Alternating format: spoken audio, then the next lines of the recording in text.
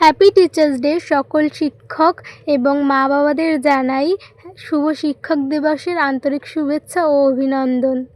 সবার আগে হয়তো মারা শিক্ষক হয়ে থাকেন, কিন্তু তারপরে একটা টিচার থেকে থাকে যে লাইফে অনেকটা স্পেশাল হয়।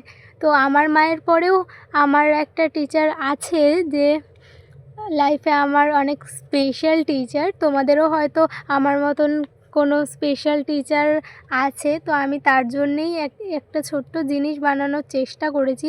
আমার মনে হয় যে কিছু বানিয়ে দেওয়াটা বেটার কিনে দেওয়ার থেকে।